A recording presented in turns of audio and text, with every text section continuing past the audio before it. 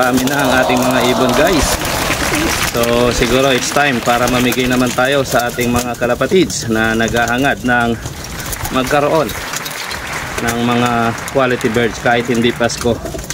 Lalo't higit sa mga kalapatids natin na hindi maka-afford ng mga quality birds dahil medyo pricey nga ang mga ito.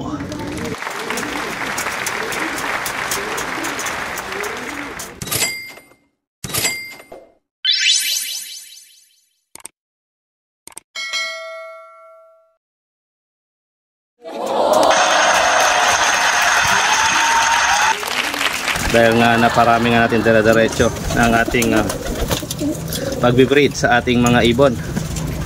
So mamimigay tayo ng 4 na ibon sa ating mga kalapatids na sumusubaybay sa atin. So message lang kayo dyan sa ating comment box at nang sa ganon ay makapili tayo ng mga bibigyan nating ibon. At ako nang bahala sa shipping bahit malapit-lapit lang dito guys. Ayan, so marami-rami na nga ang ating mga ibon. Ayan, so ang ililipad natin dyan ay mga 10 lang naman guys, pero sobra na sa 10 ito. So kita nyo naman sa pagkarami-rami may mga nagbabalikan pa mula sa mga malalayong lugar na hindi ko alam kung sino yung mga nag-acquire. Kaya nga message nyo lang ako guys kung sino man ang may-ari ng anak ni Pagudpud finisher na ito guys, at ang anak ni Black Diamond Putol, ayan, na naka-acquire sa atin in the past. So message nyo lang ako nang sa ganun ay may balik natin ang ibon nyo. Huwag nyo nang patagalin ng mga 2 years kagaya ni Matnog Sorsogon Slasher. Tapos nung bumalik sa kanya ay pinurga, ayun, at biglang may nangyaring hindi maganda, sayang naman na ibon, no? So message lang guys sa mga gustong maka-acquire ng mga bigating linyada natin. At ang ating nga palang Kalbayog Finisher siblings, ayan, ay isinama natin muna dito guys, at mukhang hinahanapan ko siya ng kapares at ang hirap parisan. Masyadong picky ang ating Kalbayog Finisher, ang ating Kalbayog Clacker siblings pala guys. So ayan, at medyo okay naman siya rito, at proven ko na nga siya kasi nakikipagsabayan siya sa mga barako rito. So hinahanapan ko nga lang siya ng kapartner sa mga magagandang dilag na nandito sa ating stock bird. Ayan. So comment lang dyan guys, nang sa ganoon ay makapili tayo ng mga bibigyan nating 4 na maswerteng magkakaroon ng quality birds mula sa inyong lingkod. So pakain muna tayo ng ating mga warriors sa paggising sa umaga. Ayan, kalapati na ang kasama. So guys, ayan, pakain muna tayo ng ating mga warriors, no? Nagwawala na sila. So comment na kayo dyan guys, at mamimili tayo ng 4 na maswerteng bibigyan natin ng mga quality birds ng mga anak ng ating mga North and South Finisher. So meron tayo rito ang Katbalogan Finisher at ang Pagudpud Finisher na ating mga inaalagaan. So po all good lines naman ang mga ibon na to guys, walang tulak kabigin, at tested na rin ng ating mga nanalong mga kalapatids na mga nagsipag-acquire sa atin. So nakaka-proud sila na nananalo, tayo hindi. Talagang nasa sistema guys ang pagpapanalo ng mga ibon. So kung nasa yun ang mga good bloodlines, halamin mo lang at talagang tutukan mo lang ang sistema na iyong ginagalawan, ay talaga namang bibigyan ka ng magandang performance ng inyong mga ibon. Ayan. At yan guys, ang dami-dami na ng ating mga ibon, no? At ang ating si Super Lolo at si Doggy Carolines na ating inbreed kay Mandy Sarmiento. Ay sorry, kay Eddie Mori ay may itlog na at naglilimlim na nga. Sabi ko nga sa inyo guys, ayan si Super Lolo nakikipagbalbalan pa sa patoka. Ayan, ang ating si Super Lolo. Yan. So, napakasarap tingnan guys kapag ang ating mga ibon ay talaga naman. Ayan, ang ating mga ibon. Tayo may bago tayong mga inakay dyan na hinalo. Ayan, ang checkered, ang black velvet, at ang blue bar. Ayun, ang marumi-ruming blue bar sa dulo. So, ayan nga. At may itlog na nga ang ating Super Lolo. Tingnan natin guys kung talagang may similya pa nga ito. Sabi nga ng ating kinuhaan ng breeder na ito, ng ating old line breeder, ay nagsisimilya pa raw itong si Lolo. So malalaman natin yan guys.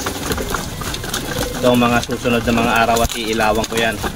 So comment na kayo guys nang sa ganon ay makapili tayo ng apat na pwede nating mabigyan ng mga ibon. Quality birds guys, just free.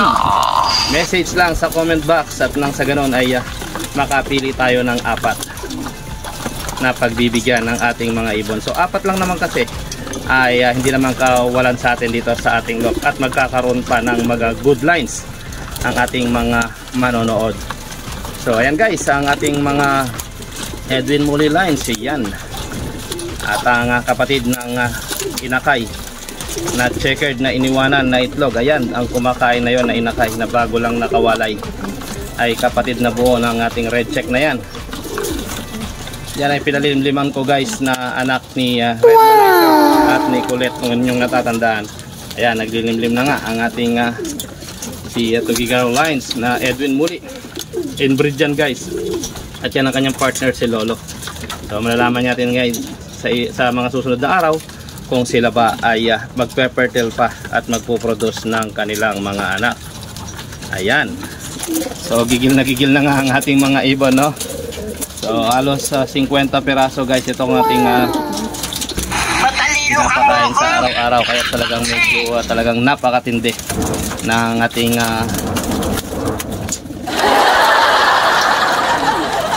libangan na ito para sa mga ibon na pagkarami-rami. Kaya magbabawas tayo guys at magbibigay tayo sa ating mga manonood. So ano pang hinihintay guys, message na dyan sa ating comment box at magpipili tayo ng apat na maswerteng mabibigyan ng ating mga ibon. Ayan.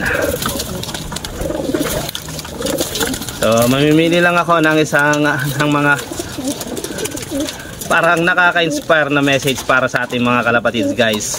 Apat lang guys, apat na nakaka-inspire na message para sa ating mga kalapatids out there upang pagpursige at patuloy na lumaban sa ating sports na sinasalihan. Ayan. O, yan ang ating old line red na may kakambal yan guys. Ayun sa taas. Parehas na parehas din yung ring nila. Number lang ang diferensya. Ayan, no? Parehas na parehas ang itsura nila guys. Yan, magkapatid yan na buo at mas matanda lang ito nasa baba at mas bata yung sa taas. So, buwan lang naman ang pagitan ng dalawa na yan guys. So, ayan. At meron nga tayong mga incoming na mga inakay yan guys. At 8 piraso na naman guys ang ating incoming na inakay, kaya message na kayo dyan guys kung gusto nyo magkaroon ng quality birds mula sa inyong lingkod, V Finest World. Mga Mandy Sarmiento, Edwin Muli, at ang ating mga old lines na talaga namang siguradong dudulo. At meron din tayo ritong Black Diamond at talaga naman na masasabi kong hindi kayo bibitawan ng mga ibon nito dahil napatunayan na ito ng mga kalapatids natin na nag-acquire sa atin ng mga ibon na nagpanalo. Nakakatuwa lang. Ayan, ito anak yan ni Kulit, yung inakay na yan na bagong walay ko lang, at ni Red Manizer. Huling class yan guys dito na naiwanan sa atin bago kunin si Kulit at si Red Manizer. Yun na nga, at si Kulit ay nagbalik dito at nag-message siya sa atin. Red Manizer lang ang kanyang kinuha. Talaga palang pinakawalan niya si Colette. Ayan, at talaga namang grabe ang inuman ng mga ibon. Ayan, plain water guys. alternate po tayo para sa mga pagbibigay ng supplement sa ating mga ibon upang sa kanila hindi sila mapuwersa ng todo sa kanilang katawan. Ayan, so si Lolo, si Edwin Muli, at ang ating Tacloban siblings. Ayan, ang Black Velvet na anak ng ating Black Velvet at ni Black Diamond Putol. Ayan, but na lang pinalimliman natin sa iba kaya napisa. Ayan, no? Ang ating mga Mandy Sarmiento lines. Ayan, talaga naman. At napakaganda ng ating mga ibon, no? So, napanginintay guys, at nang sa ganon ay makapili tayo guys ng 4 na maswerteng mananalo ng ating mga ipaparapol at ipapamigay na ibon. Actually, hindi naman siya parapol. Mamimili lang ang inyong lingkod guys ng maswerteng 4 na may magandang message dyan sa baba upang mabigyan natin ng quality bird. Ayan, 4 na maswerteng mapipili ng inyong lingkod guys ay bibigyan ko ng quality bird. Pang nagkaroon na nga ng linaw guys, parehas red nga ang inilabas ng ating si Old Line Red. Ayan, at nagkakaroon na sila ng red par sa kanilang mga pakpak. So napakasaya ng inyong lingkod sa mga inakay kong ito. Success! Thank you so much Old Line Red. At nagdaragdagan ng ating mga red lines sa ating paratang kulungan. At sa parte naman ni Bad Boy Kulit ay mukhang malabo pa guys na magkaroon tayo ng kagaya ng kulay ni Bad Boy Kulit. So wala pa silang malinaw na sagot sa ating mga pagpipinta sa mga anak ni Kulit. So malalaman natin yan sa mga susunod na mga araw guys. Yan.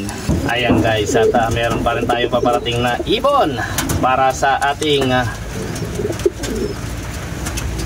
mga pangmalupitang breeder. Ayan, so yan guys ay ang ating mga foundation bird na pwedeng magbigay din sa atin ng mga malupitang performance sa mga karera. Ayan nga, sa mga anak naman ng ating Edwin Muli ay mga pangmalupitang white at may mga batik-batik na itim din guys. So talaga naman, at napakalakas talaga ng dugo ng ating Edwin Muli na ito. Samantalang ang kanyang partner ay isang pure blue bar na Tacloban siblings guys. Foundation girls natin yan sa kanilang mga pangduluhang linyada. So ito ay kapatid na buo ng nagtacloban ng ating kaibigan. So kinukuha natin nga ang kanilang mga magagandang linyada upang sa ganun ay pamahagi lang natin dito sa ating paratang kulungan. Ayan, so nasubukan na nga na napakaganda ng mga inilalabas nito ang ating pair na ito ni Edwin Muli at ang batang reyna ng kanyang lock. So ayan guys, at abangan natin sa mga susunod na araw guys ang kanilang mga performance sa ating mga kalapatids na mapagbibigyan nating maswerte. At ang ating North and South combine, unbelievably kukuha ko lang ng kanyang mga anak. Kaya yan, naglimlim na naman pala siya at may isang itlog na naman siya guys. Ganon din ang ating sikat balogan finisher. Nakukuha ko pa lang ng kanilang mga anak, kaya may nagitlog na naman. So nakakapanghinayang guys, pero sa tingin ko ay ititigil ko na rito guys ang kanilang munang mga pairings para makapagpahinga sila, no? At medyo nadadali ng continuous breeding ang ating mga pangmalupitang breeder. So ayan guys, may mga red bird na sila sa kanilang mga dulong pakpakang anak ni Bad Boy Old Line Red. So napakatuwa naman ang inyong lingkod sa mga nangyayaring ito. So yun lamang guys, at God bless po sa lahat. A few inches later.